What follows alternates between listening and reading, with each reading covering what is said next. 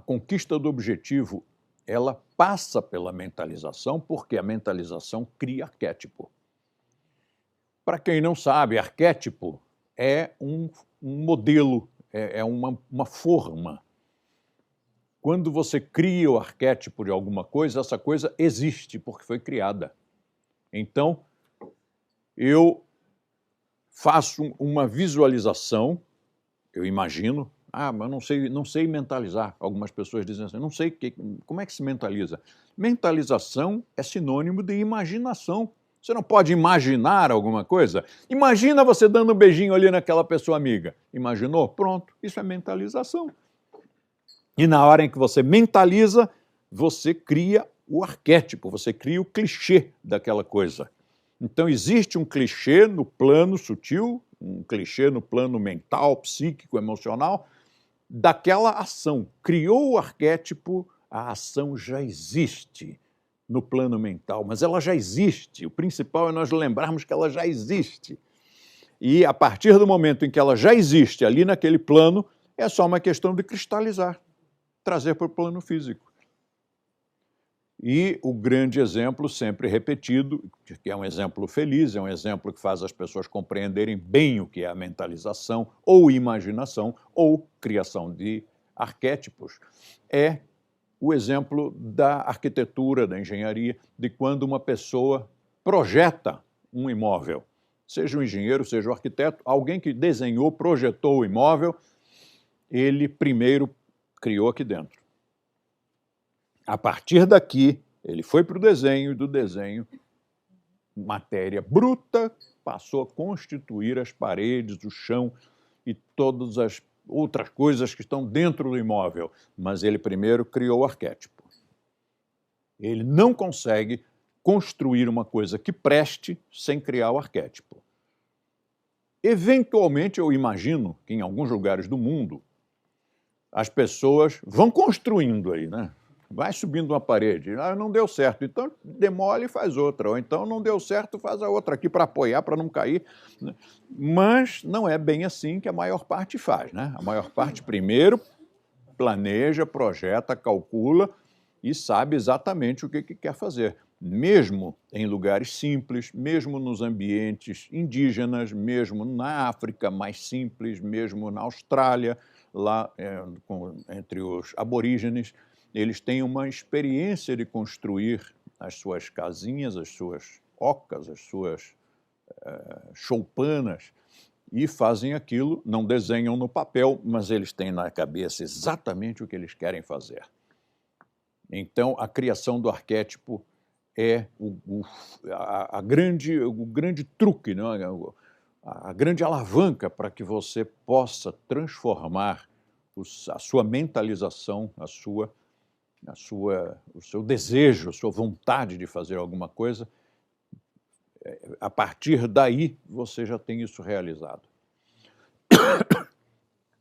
Muitas vezes, as pessoas dizem, eu gostaria tanto de ganhar dinheiro. Então, mentaliza. Mentaliza alguma coisa. Mentaliza você levantando a bundinha da cadeira e indo fazer alguma coisa. Pronto, é uma mentalização que cria o arquétipo de que você vai se levantar e vai fazer. Eu gostaria tanto de passar no vestibular, eu gostaria tanto de estudar tal coisa. Mentalize que você está indo e está fazendo o exame, a prova de seleção e que está sendo aprovado e que está entrando. Você não imagina como isso abre portas, como isso facilita a nossa vida. Uma porção de vezes na minha vida, e acredito que na vida de vocês, as pessoas disseram, puxa, mas eu quis tanto isso, às vezes até em relação a você, né? Eu quis tanto você, né? E pau! Aconteceu. Como é que aconteceu? De graça não foi. Vocês mentalizaram. A partir da mentalização é muito fácil cristalizar. É muito fácil. Mas primeiro tem que mentalizar. E como disse a Carla Mader, é preciso muita matéria mental para que ela acabe produzindo um resultado físico. Então tem que mentalizar bastante.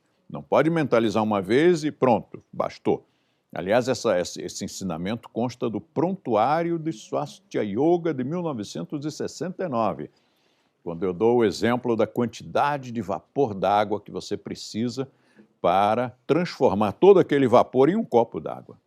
Uma sala inteira cheia de vapor, essa sala toda cheia de vapor d'água, não daria um copo d'água. Talvez desse um dedinho d'água.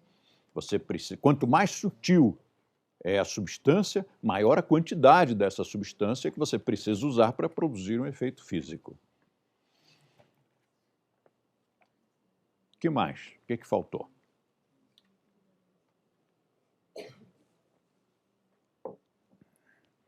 E, finalmente, a persistência, né, Cirilão? Persistência, porque eu até falei nisso numa das aulas que eu dei aqui nesta sala, que se você persistir, se você for obstinado,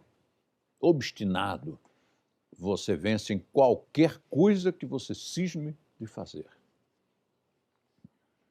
Qualquer trabalho, qualquer produto, qualquer projeto, qualquer empreitada, se você enfiar no bestunto que você vai fazer aquilo, e vai fazer, e vai fazer, e vai fazer, e vai fazer, você faz.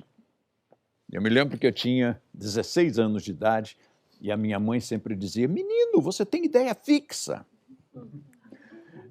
E um dia, lendo um livro de um médico que estava falando justamente sobre o poder do ser humano de, quando quer uma coisa, ele ir lá e conseguir essa coisa, e ele dizia a frase fatídica: você tem que ter ideia fixa. Aí eu fui lá e mostrei para minha mãe. Eu disse: aí, mamãe, olha aqui, ideia fixa, tem que ter ideia fixa. E foi uma ideia tão fixa, que 54 anos depois eu continuo com a mesma ideia fixa de trabalhar, de realizar, de produzir, de escrever, de ensinar, de mudar o mundo. E nós conseguimos, né?